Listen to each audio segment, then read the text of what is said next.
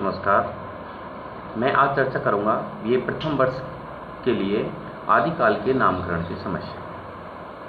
हिंदी साहित्य के इतिहास का अब तक लगभग 1000 वर्ष का काल हो चुका है। उसमें हिंदी साहित्य का जो आदिकाल है वो विक्रम संवत 1050 से 1375 के मध्य का माना जाता है। इसकी समस्या क्यों उत्पन्न हुई, ये प्रश्न क्यों खड़ा हुआ? क्योंकि हिंदी साहित्य के इतिहास के आदिकाल में विभिन्न प्रकार का एक तो साहित्य लिखा गया, अलग अलग प्रकार का, जिसमें रासो साहित्य, सिद्ध साहित्य, नाथ साहित्य, जैन साहित्य, अमीर खुसरो, विद्यापति, इस प्रकार 5-6 प्रकार का जो साहित्य लिखा गया उसका अलग अलग आलोचकों ने अलग अलग नाम दे दिया। रामचंद्र शुक्ल ने उसे वीरगाथा काल नाम दे दिया, डॉक्टर रामकुमार वर्मा ने उसे संधिकाल चारण काल नाम दे दिया, राहुल सांस्कृतायन ने उसे सिद्ध सामंत काल नाम दे दिया, और जो सर्वमान्य नाम है आचार्य हजारी प्रसाद द्विवेदी ने उसे आदिकाल नाम दे दिया। और समस्या ये खड़ी हो गई कि किस नाम को स्वीकार किया जाए और अन्य जो नाम है उनको किस आधार पर अस्वीकार किया जाए। सबसे पहले बात करते हैं आचार्य रामचंद्र शुक्ल के वीरगाथा काल। आचार्य रामचंद्र शुक्ल ने विक्रम संवत 1050 से 1375 के मध्य में लिखे गए हिंदी साहित्य के इतिहास के आदिकाल को वीरगाथा काल नाम से पुकारा। उन्होंने 10-12 ग्रंथ लिए, रासो साहित्य, चारण साहित्य लिए, और उनमें देखा उन्होंने कि उनमें युद्धों का बहुतायत वर्णन है। ज्यादातर ग्रंथों में युद्धों का वर्णन है, इसलिए उन्होंने उसको कह दिया कि इसमें वीरों की गाथाएं हैं, इसलिए इसको वीरगाथा काल नाम देना उपयुक्त है। आचार्य रामचंद्र शुक्ल ने वीरगाथा काल नाम दे दिया, लेकिन कमी इसमें कहाँ रह गई कि इसको यदि वीरगाथा काल नाम माने इस युग के, तो अन्य प्रकार का जो साहित्य है, सिद्ध साहित्य, नाथ साहित्य, जैन साहित्य, अमीर खुसरो, इस नाम की परिधि से छूट जाता है।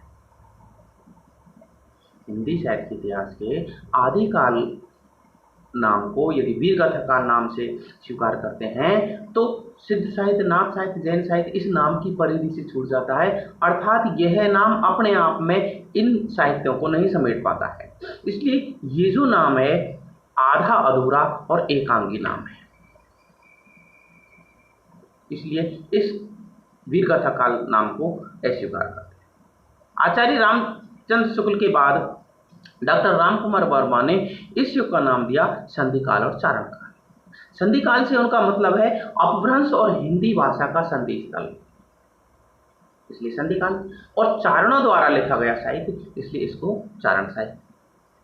तो उन्होंने 2 नाम देने का प्रयास किया कि संधिकाल, चारण काल, उसमें सिद्ध साहित्य को भी उन्होंने समेटने का प्रयास किया है। अब संधिकाल और चारण काल नाम का उनका जो मत है वो ये कि अपभ्रंश भाषा छूटी जा रही थी और हिंदी भाषा प्रारंभ हो रही थी, इसलिए संधिकाल, और चारणों द्वारा विशेषकर साहित्य लिखा गया है, इसलिए इसको संधिकाल। लेकिन इस नाम को भी अस्वीकार इस आधार पर करते हैं कि इस नाम को स्वीकार करने पर भी एक समस्या खड़ी होती है कि इससे भी नाथ साहित्य और जैन साहित्य इसकी परिधि से छूट जाता है। अब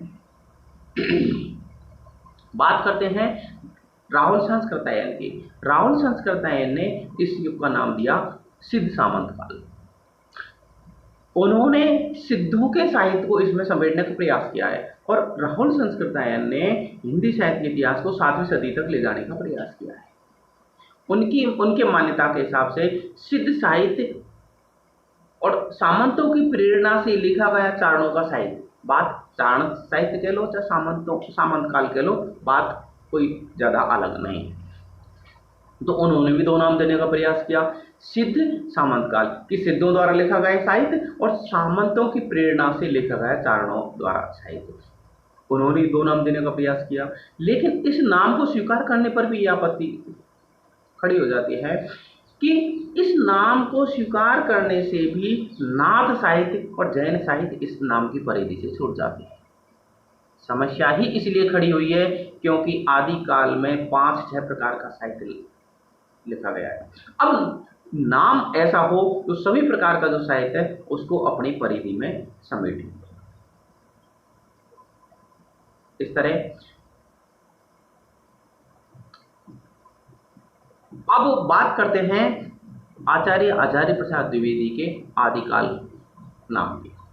आचार्य हजारी प्रसाद द्विवेदी ने आदि से मतलब प्रारंभ से इसका कोई तालमेल नहीं है कि प्रारंभिक युग है इसलिए इसको आदिकाल नाम दिया। उन्होंने कहा कि हिंदी साहित्य के इतिहास के 1000 वर्ष के काल में जितनी भी प्रवृत्तियां जैसे श्रृंगार, वीर, नीति, अलंकार, इन जितनी भी प्रवृत्तियां, प्रकृति चित्रण, जितनी भी प्रवृत्तियां पुष्पित और पल्लवित हुई है, उन सबका मूल उद्गम जो स्रोत है वो आदिकाल है।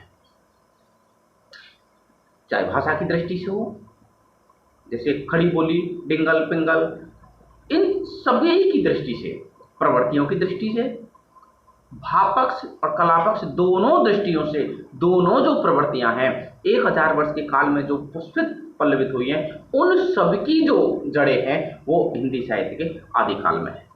इसलिए इस युग का नाम आदिकाल नाम उपयुक्त है और ज्यादातर विद्वानों ने इस नाम को स्वीकार कर लिया।